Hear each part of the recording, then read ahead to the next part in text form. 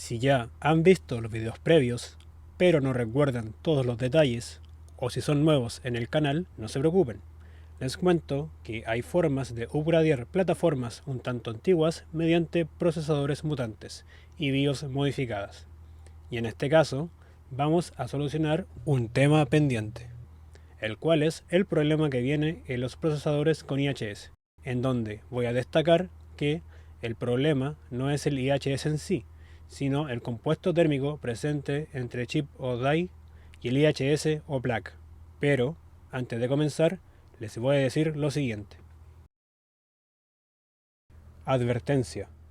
Todo el contenido que estarán viendo en este video es solo para motivos informativos y no recomiendo que sigan los pasos al pie de la letra, ya que es un caso puntual con este procesador y cada delete se hace de manera diferente, dependiendo del modelo, marca y generación del procesador, por lo que tengan como una referencia los pasos que verán a continuación y complementen lo que van a ver en este video con otras recomendaciones y tips.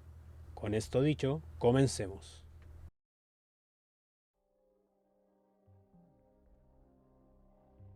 Para comenzar, primero les mostraré paso a paso el cómo hacer un delete con este procesador, aunque debo considerar que en este caso sacar el IHS se dio de manera casi fortuita y fue sumamente sencillo, ya que como vieron en el short que he publicado, el IHS prácticamente se despegó solo. Por lo visto, no solo el compuesto térmico terminó por fallar, sino también el pegamento o sellador que unía el IHS con el sustrato. Con esto dicho, lo primero que vamos a utilizar será alcohol isopropílico, ya que con este material vamos a estar limpiando los residuos presentes en el procesador. El plato fuerte será el metal líquido, en este caso de la marca Thermal Grizzly, el cual está hecho a base de galio, un metal blando y plateado, utilizado en este caso como transmisor de calor. También se usa en semiconductores y en otras aplicaciones. Ojo, acá hago un pequeño paréntesis respecto al uso de esta marca, la cual no está auspiciando este video ni nada por el estilo. Al momento de buscar este tipo de productos, fue de las primeras que apareció y tenía buenas reviews y opiniones. Un sellador de alta temperatura para dejar fijo el IHS al sustrato del procesador una vez que hayamos aplicado el metal líquido. Y por último, pero no menos importante, un set de cotonitos, también llamados hisopos o palillos dependiendo de cómo se los llamen en su país, para una limpieza más práctica y directa del procesador. Comenzamos limpiando el procesador de forma cuidadosa, con los cotonitos y aplicando un poco de alcohol isopropílico. Es importante destacar que este alcohol, al ser de mayor grado, se evapora de una manera más rápida. Limpien de forma cuidadosa la superficie del die, ya que estos componentes suelen ser un tanto frágiles si es que le aplican una fuerza mal hecha. En estas partes, con la magia de la edición, iré adelantando el proceso, pero consideren que destiné una buena cantidad de minutos limpiando el procesador. Traté de dejar lo más limpio posible la superficie del die y el sustrato, sacando la pasta térmica que venía por defecto y el pegamento o sellador presente alrededor de este último.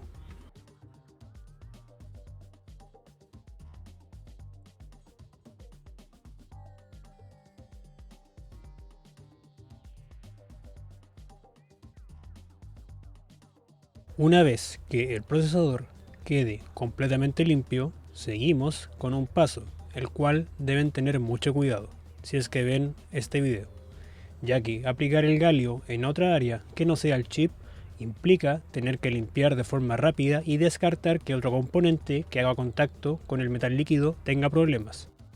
Lo bueno es que en el caso de estos procesadores mutantes pueden ver que aparte del die y el sustrato del CPU, no hay otro componente que pueda verse afectado en el caso de que apliquemos de forma errada el metal líquido.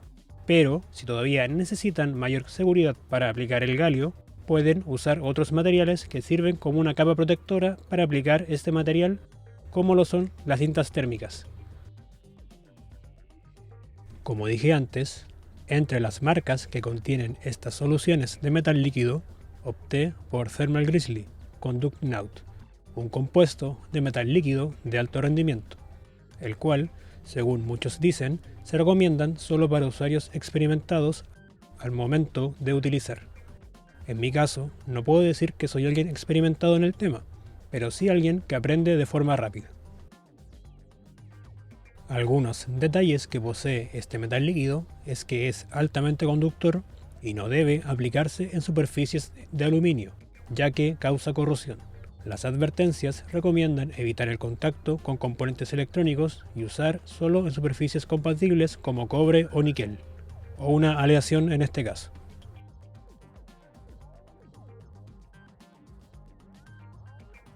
En este caso, aparte de la advertencia, hay un pequeño manual con instrucciones de aplicación, donde debemos considerar lo siguiente. Asegurar que las superficies estén limpias y secas antes de aplicar el metal líquido. Aplicar una pequeña cantidad de este material sobre el procesador y utilizar la herramienta incluida para esparcirlo uniformemente. Verificar que la aplicación sea fina y cubra toda el área de contacto sin exceso, para evitar que se desparrame. Junto con esto, el manual indica también el cómo aplicar el metal líquido, paso que veremos dentro de poco en este video. Aparte del metal líquido, la advertencia y las instrucciones de aplicación, los otros elementos presentes en el producto son los siguientes. Puntas de aplicación. Estas boquillas ayudan a distribuir el metal líquido de manera uniforme y controlada dentro de la superficie. Y en este caso, están disponibles estos dos tipos de puntas. Una más fina y precisa, ideal para aplicar el metal líquido en chips pequeños, como CPUs y GPUs de laptops o consolas, la cual vamos a estar utilizando. Una más ancha, útil para distribuir el metal líquido de manera uniforme en chips más grandes, como por ejemplo, aplicar el metal líquido encima de un IHS de algún procesador o alguna superficie más grande de otro componente que se pueda aplicar este material. Hisopos de limpieza. Se incluyen para limpiar la superficie antes y después de la aplicación, ayudando a evitar residuos. Paños de limpieza. Útiles para limpiar, valga la redundancia, las superficies de contacto, eliminando cualquier impureza que pueda afectar el rendimiento térmico al momento de aplicar el galio. El primer paso será utilizar los paños de limpieza para asegurarnos de que el die quede completamente limpio, antes de aplicar el metal líquido. En vista de que previamente limpiamos todo con alcohol isopropílico, unas cuantas pasadas bastarán para dejar todo listo. En este caso, usando otras referencias de cómo aplicar el metal líquido, decidí aplicar este material en un lado apartado del procesador para luego moverlo lentamente hacia el die. Posiblemente se preguntarán por qué motivo, y esto decidí aplicarlo con esta forma, ya que muchas veces el galio, dependiendo de la fuerza con la que aprieten la jeringa, existe la posibilidad de que salga disparado de esta, y por ende salga hacia otras zonas más allá del die. Por lo que para evitar este problema, consideré que lo más seguro es hacerlo con este paso. De todas formas, como vieron, sujetar el galio con la jeringa es sencillo. Solo deben tener un buen pulso para mover la gota de galio hacia el chip. Es importante destacar que no deben usar mucho metal líquido para untarlo en el chip. Como pueden observar, he destinado lo equivalente a medio grano de arroz, ya que mucho metal líquido en el chip puede provocar que éste se desparrame una vez que volvamos a colocar el IHS. Luego, cuidadosamente comenzamos a esparcir o untar el metal líquido en el die. Acá me tomé todo el tiempo posible para que éste quedara bien puesto dentro de los límites del chip. Iré acelerando el proceso con la magia de la edición, ya que como dije, es un procedimiento que lleva una gran cantidad de tiempo. Lo que les puedo decir es que revisen el cómo va quedando la aplicación del galio, en el sentido de que cubra toda la superficie y no se salga de los bordes que posee. e incluso con el excedente que quedó en la varilla, hisopo o cotonito, decidí aplicarlo en el lado del IHS que apunta hacia este último, y solamente en la ubicación donde debe estar la posición del die. Podemos notar la forma de este, ya que se forma un ligero cuadrado en esa cara del IHS, ya que así aprovechamos de generar un mejor contacto con este metal líquido entre el chip y el IHS. Quiero destacar un detalle para evitar confusiones. Acá no se trata de aplicar tanto galio en esta parte, sino más bien lo que consideren como excedente dependiendo de cuánto les haya sobrado entre el cotonito o varilla y lo que estimen como sobrante cuando hayan terminado de untar el galio sobre el die. Ya casi, para finalizar el delete, vamos a utilizar el sellador térmico. En este caso es uno de la marca Trooper. Tengo presente que existen otras marcas que son buenas, pero en mi caso este fue el que pude conseguir en una ferretería cercana. Lo importante es que el sellador soporte temperaturas arriba de los 100 grados, ya que esa temperatura es generalmente el límite del TJ Max o temperatura máxima que puede tener el procesador. Con otro cotonito voy a esparcir el sellador en cada lado del IHS que hace contacto con el sustrato.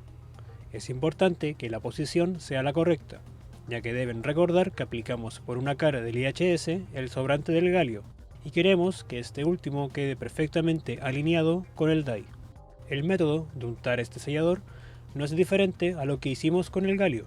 Deben tener cuidado y paciencia para aplicar el sellador, ya que buscamos que no se corra de donde lo estemos aplicando.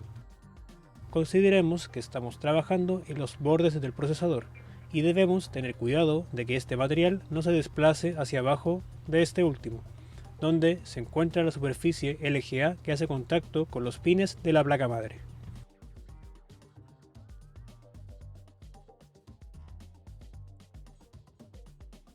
Una vez que aplicamos el sellador, volvemos a juntar el IHS con el resto del procesador. Lo ideal en este caso es dejarlo bajo presión, no una excesiva, pero sí la suficiente para que el contacto entre el IHS y el procesador sea el correcto para que el sellador térmico pegue ambas partes. He visto que algunos usan un kit especial de delete para dejar ambas partes pegándose con una presión necesaria, y otros le ponen un peso adicional arriba del IHS. En mi caso, al no tener un kit de delete, y sabiendo que bajo el procesador se encuentran unos pequeños transistores en el centro que no permiten dejarlo sobre una superficie plana sin que estos afecten o se vean afectados por un peso extra, decidí usar una tercera alternativa, que en este caso son unos elásticos que al dejarlos con la suficiente tensión comienzan a generar una buena presión alrededor del procesador y el IHS. Así que con esto lo dejaré por un día completo, para que el sellador se seque y pegue ambas partes. Ojo, dependiendo del sellador, en algunos casos se recomienda dejarlo secar por algunas horas y en otros un par de días.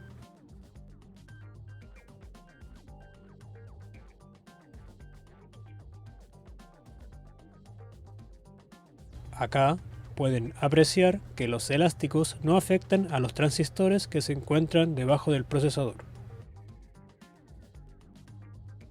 Y ahora voy a guardar el procesador dentro de la caja en donde venía originalmente, ya que dentro posee este material acolchado, el cual es ideal para dejarlo seguro.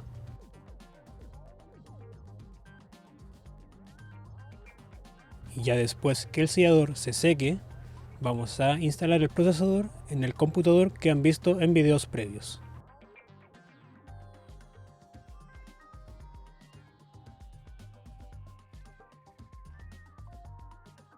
En estas partes, por temas de tiempo, iré adelantando y acortando el proceso de instalación mediante la edición, pero quiero destacar que debido a problemas de espacio derivados del gabinete, tuve que desmontar los ventiladores de la refrigeración líquida para poder remover el bloque de la bomba que está arriba del procesador y así poder remover el frame custom junto con los tornillos que vienen con él.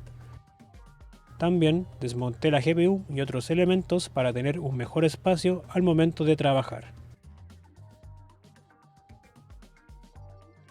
Tengo en cuenta que se ve arriesgado en la toma, pero procuré dejar a una distancia segura el bloque del radiador de los pines que se encontraban descubiertos en la placa madre.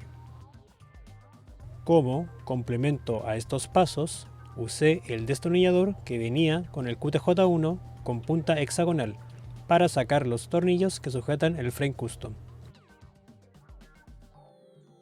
Y por si se preguntan, el QTJ1 será utilizado en un nuevo proyecto que iré mostrando cuando sea el momento. Mientras tanto, quedará guardado. Posteriormente, para volver a instalar el i9 9980HK junto con el ILM original que viene con la placa madre, primero coloqué el procesador seguido del mecanismo de sujeción, donde tuve que instalar también los tornillos que estaban presentes con el ILM. Acá utilicé el otro destornillador que traía el QTJ1, ya que utiliza la misma punta de los tornillos.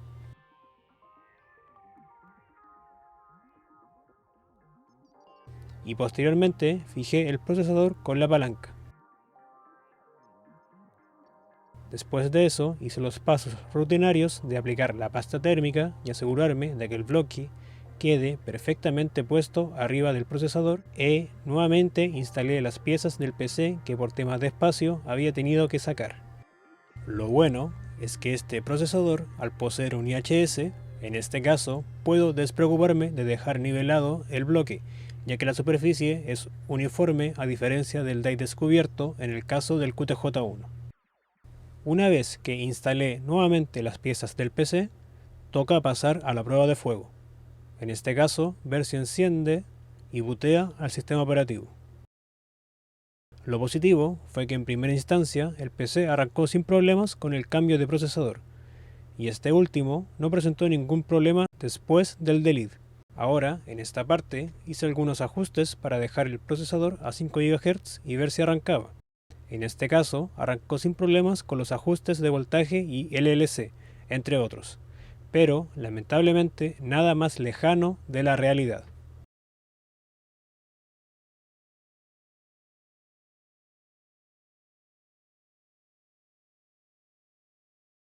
Aprovechando esta parte, quiero destacar algo respecto a este procesador y la compatibilidad presente en los archivos de BIOS modificados que han visto en videos previos, donde, en primer lugar, tanto la BIOS modificada que venía junto con este procesador y el archivo de BIOS modificado presente en el QTJ1, quiero destacar que ambos son totalmente compatibles con el i9 9980HK que estamos usando respecto a las BIOS modificadas, ya que gracias a un programa de modificación de BIOS llamado Coffee Time, me di cuenta que estaban presentes los mismos microcódigos, solo que la BIOS modificada del QTJ1, por algún tema de ajustes adicionales en los microcódigos, posee la opción extra de trabajar con frecuencias más altas a diferencia de la BIOS modificada que venía con el i9 9980HK, el cual, al llegar a full carga, las frecuencias bajaban hasta los 3,59 GHz. Esto me di cuenta después de un largo periodo de pruebas en benchmarks sintéticos y juegos, donde llegué a la conclusión que, independiente del ajuste en las opciones de la BIOS o en el software de Intel XTU, simplemente las frecuencias bajaban a ese rango sin posibilidad de aumentar. Con esto dicho, y a modo de recomendación, por si buscan sacar más rendimiento a este procesador, siempre y cuando tengan disponible la placa madre que estoy usando en este momento, la cual es la Asus B150 Pro Gaming D3, les recomiendo que usen el archivo de la BIOS modificada presente en el QTJ1, tomando en cuenta que ese archivo es compatible con ambos procesadores, y así aseguran trabajar con una frecuencia base más alta, siempre y cuando la puedan ajustar en las opciones de la BIOS y mantenerla de forma estable. Así que con estos datos sobre la mesa, decidí volver a usar la BIOS del QTJ1.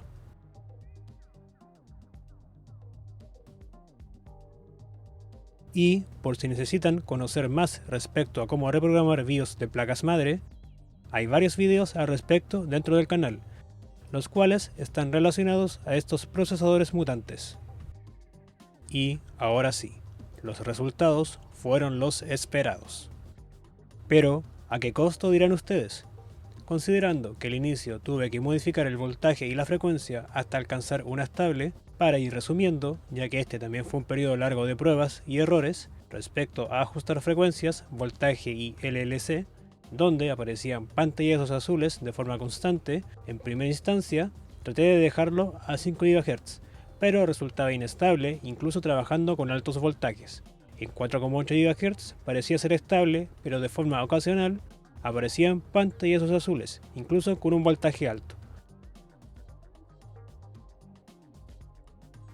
Lo más estable que pude alcanzar fueron 4,7 GHz a 1.375 volts, siendo este el límite más bajo que pude conseguir, y también dejé el LLC en nivel 4 para estabilizar el voltaje de la CPU, ya que trabajar con 1.37 volts o inferior seguían apareciendo pantallazos azules, pero poco frecuentes al usar el PC, ya que mientras editaba este video con DaVinci Resolve aparecían de manera esporádica, y debo admitir que es un buen software para ver la estabilidad del equipo en relación a si aparecen pantallazos azules, donde después de dejar el voltaje a 1.375 dejaron de aparecer, y puede que se pregunten qué tipo de pantallazos azules aparecían.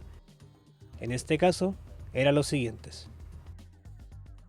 Voy a destacar que todos estos problemas que están viendo eran derivados de un mal ajuste en el overclock, ya que, como dije antes, estos problemas aparecían cuando estaba probando voltajes y frecuencias durante el uso que le daba al PC, hasta que alcancé el punto estable de 4,7 GHz a 1.375 volts en este caso.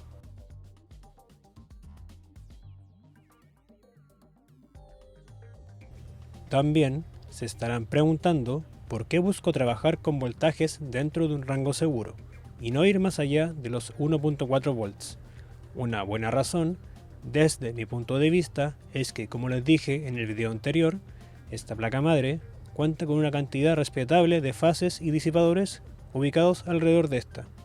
Pero consideremos que al ser una placa madre con un chipset B150, tampoco puedo esperar un overclock agresivo, ya que puedo trabajar con frecuencias que estén permitidas dentro del procesador. No puedo aumentar la frecuencia más allá de ese límite ni por VSLK, ya que el chipset de la placa lo impide, y por eso es que con el QTJ1 alcanzaba el límite de los 4,6 GHz, frecuencia que está permitida por el procesador, y podía setearla directamente en los ajustes de la placa madre.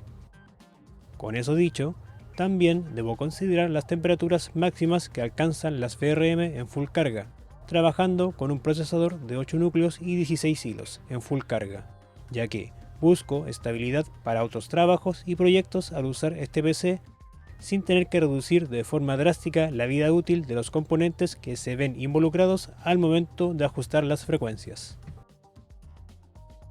Es por eso que, para evitar algún problema de temperaturas altas en esta área, decidí añadir una disipación activa, en este caso un ventilador extra, que coloqué enfrente de las VRM, lo que me permite enfriarlas con aire, y lo instalé gracias a este perfil o adaptador que añadí bajo un ventilador de la refrigeración líquida. Ahora pasaremos a lo que muchos probablemente están esperando, en este caso los benchmarks. Antes de comenzar, quiero avisar que muchos de los componentes que vieron en los videos previos se mantienen respecto a la RAM, placa madre, almacenamiento, entre otros. Solo que ahora el i9 9980HK está con delete y a 4,7 GHz de frecuencia.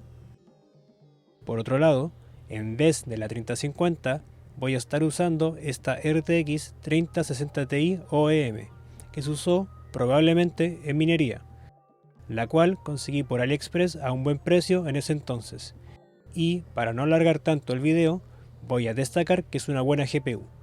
No me ha dado fallos de artifacts relacionados con las memorias o problemas en el núcleo. Los detalles que he tenido en estos casi 2 años de uso con esta tarjeta gráfica han sido en los puertos de DisplayPort, que algunos dejaron de dar señal. Y si se preguntan tomando en cuenta que la compré en el 2023, lo más probable es que ya no haya stock y ya no exista la página del vendedor, que en ese momento se llamaba Lookbit. Pero, como recomendación, al buscar gráficas usadas en AliExpress o sitios similares, de ser posible, háganle todas las preguntas necesarias al vendedor respecto a los detalles que no se muestran en la página del producto, como en qué se usó y por cuánto tiempo, si tuvieron que reparar algo de la gráfica o incluso, de ser posible, exigir un video demostrando el correcto funcionamiento de lo que buscan comprar. Con esto dicho, comenzaré mostrando los resultados en los benchmarks sintéticos. En este caso, el primero será CPU-Z, donde este es el puntaje actual del procesador a 4,7 GHz.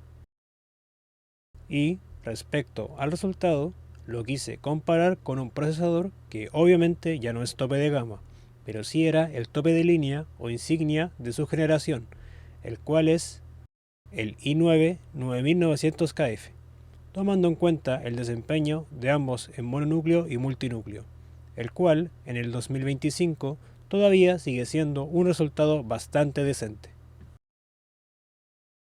Continuando con 3D Mark, estos son los puntajes presentes en el procesador, donde voy a añadir que los puntajes que aparecen respecto al procesador solamente son pruebas utilizando las cantidades de hilos presentes, que van desde un solo hilo hasta la cantidad máxima de 16. Y este es el resultado con los componentes a nivel general. Acá voy a destacar el puntaje presente en la CPU, que es de 9122 puntos. Y este es el resultado en Cinebench R23, donde en multinúcleo alcanzamos los 11.900 puntos y en mononúcleo los 1.212 puntos.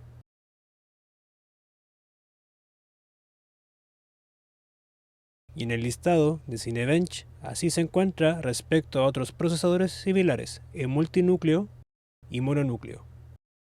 Seguramente, si observaron bien, se estarán preguntando por qué hay dos puntajes del 9980HK. Y acá decidí dejar también el puntaje que alcanzó el procesador a 4.8 GHz, el cual se encuentra ligeramente arriba del puntaje actual, ya que con esto pueden apreciar que las diferencias de frecuencia tienden a ser leves y no significan un aumento considerable.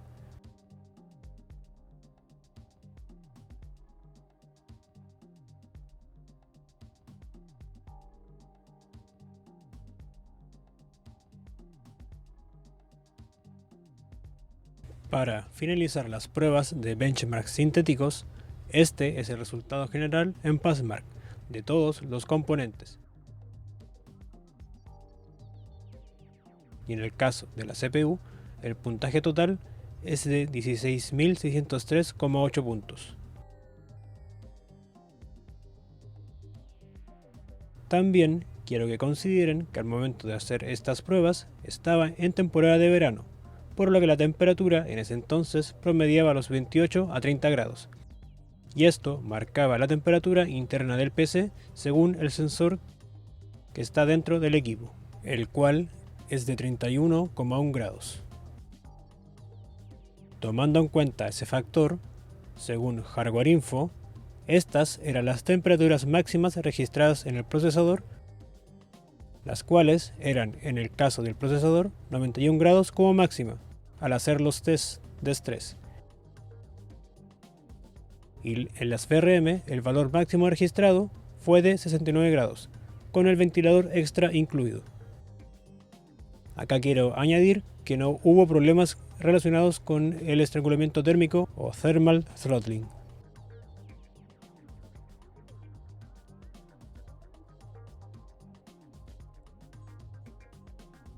Ahora vamos a ver el rendimiento del procesador con los demás componentes en algunos videojuegos que he seleccionado, los cuales son una mezcla de juegos que ya han visto en videos previos con otros títulos más recientes.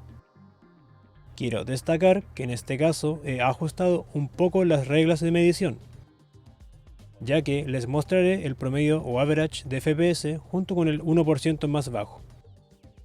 Esto debido a que antes los benchmarks de videojuegos solo medían el FPS promedio, pero esto no reflejaba la estabilidad real del rendimiento. Ahora también se mide el 1% más bajo de FPS, que muestra los momentos en los que el juego sufre caídas bruscas de rendimiento, lo que puede generar tirones, también conocido como stuttering, y afectar la experiencia del jugador. Un juego con un FPS promedio alto, pero con un 1% de FPS muy bajo, puede sentirse poco fluido, incluso si en general parece correr bien. Por eso, esta métrica es clave para evaluar no solo la velocidad, sino también la consistencia del rendimiento en un videojuego. Primero, vamos a comenzar por Red Dead Redemption 2, con gráficos en calidad alta, DLSS en modo rendimiento y con una resolución a 1080p, donde los resultados son los siguientes tomando en cuenta el promedio y el 1%.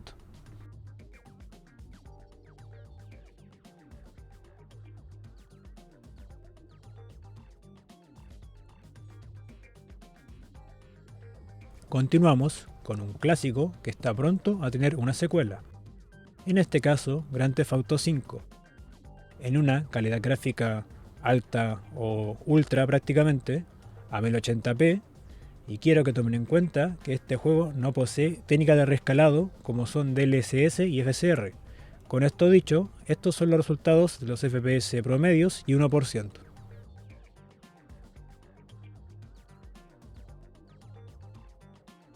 En Counter-Strike 2, con una calidad gráfica alta y a 1080p, estos son los resultados de los FPS promedios y 1%.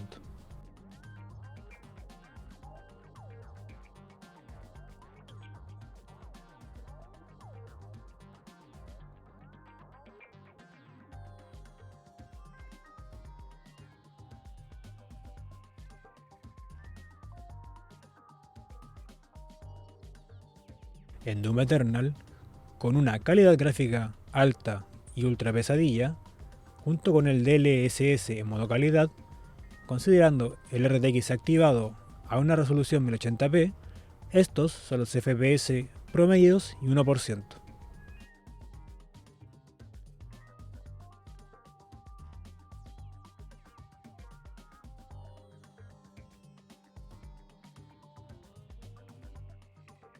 Continuando con Fortnite, en una calidad gráfica alta y épica, pero sin RTX o Lumen, ya que era una carga muy pesada para la GPU, junto con el DLSS en modo rendimiento a una resolución 1080p, estos son los resultados de los FPS promedios y 1%.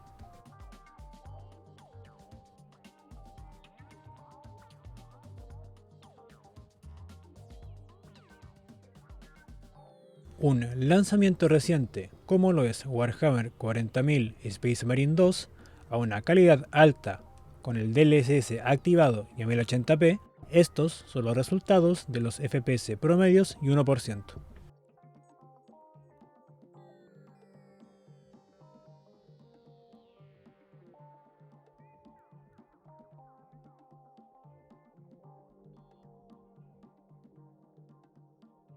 Siguiendo con Sons of the Forest, a una calidad, dependiendo de algunos ajustes, media alta, con DLSS activado y a 1080p, estos son los resultados de los FPS promedios y 1%.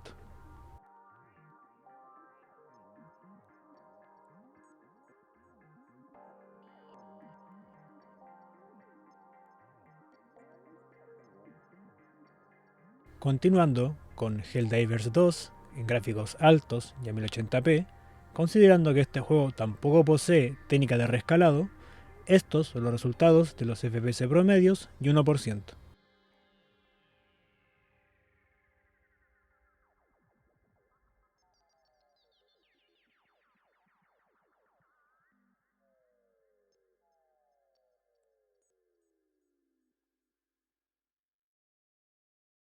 Y ahora, para finalizar, ¿qué mejor un juego con varios finales como lo es Cyberpunk 2077, con una calidad gráfica alta, RTX intermedio DLSS en modo rendimiento y a una resolución 1080p, estos son los resultados de los FPS promedios y 1%.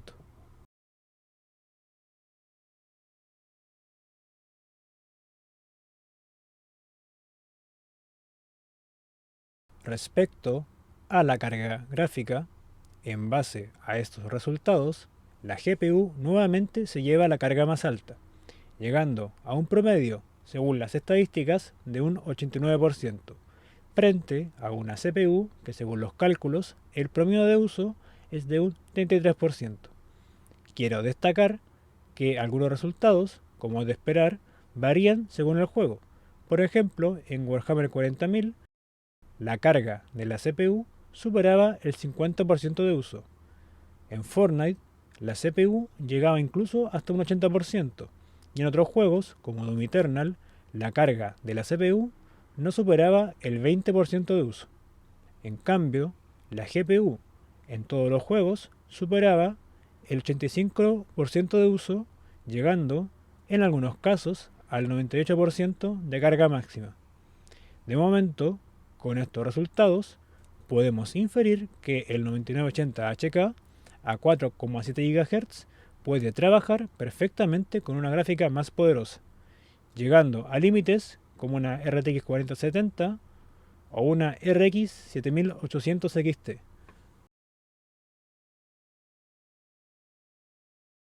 Ojo, no quiero que esto último se malinterprete respecto a la RTX 3060 Ti, ya que considero que es una buena gráfica, la cual me ha permitido jugar estos títulos en calidades altas. Solamente quiero destacar que en base al rendimiento del procesador podemos considerar utilizar tarjetas gráficas de categorías más altas para tener un mejor desempeño. Con todo el material realizado y testeado correctamente, desde el delete hasta los benchmarks, para cerrar el video, vamos a pasar a las conclusiones. Como primeras impresiones, podemos destacar que el i9 9980HK a 4,7 GHz ha resultado ser bastante bueno, tomando en cuenta el rendimiento que ofrece. El delete que se realizó ha demostrado que incluso la temperatura más alta registrada no causa estrangulamiento térmico y solo aparece por un breve periodo de tiempo, ya que la información que arrojaba Hardware Info es el punto de calor más alto registrado dentro del DAI. Junto con esto, lo que realmente hay que considerar es si vale la pena hacer un delete a estos tipos de procesadores.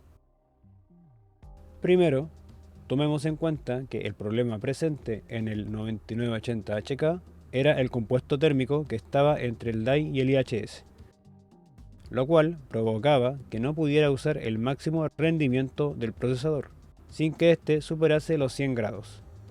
Si bien pude optar a otra solución, la cual era más fácil y consistía en usar el procesador sin el IHS, tal y como pasa con el QTJ1, decidí optar por aplicarle un delete, ya que teniendo un IHS disponible me permitía optar a instalar el procesador nuevamente con el ILM y despreocuparme de que la base del disipador quedara perfectamente posicionada sobre el dial descubierto.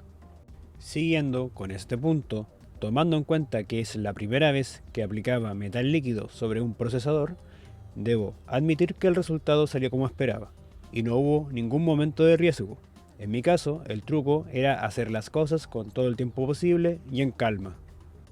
Por lo que, para estos casos, considerando que se venden procesadores mutantes de octava, novena y hasta la 13ª generación, como muestra de ingeniería en algunos casos, en formatos con IHS y sin IHS, en el caso de procesadores que posean uno, es importante preguntarle al vendedor qué tipo de compuesto térmico está presente, ya que sabiendo ese factor se ahorrarán bastante problemas a futuro, ya que como vieron en videos previos, dentro de estos procesadores puede estar la peor pasta térmica posible. Pero si quieren aventurarse de todas formas con un procesador que posea IHS, considerando que el riesgo es elevado al inicio, desde el momento de sacar el IHS, donde tuve la suerte de desmontar la placa que cubre el DAI con mucha facilidad, posteriormente aplicar el galio, y volver a pegar la placa que cubre el die con el sellador, debo admitir que este proceso ha resultado ser bastante efectivo en temas de reducción de temperatura y le permitió a este procesador retornar de donde estaba guardado.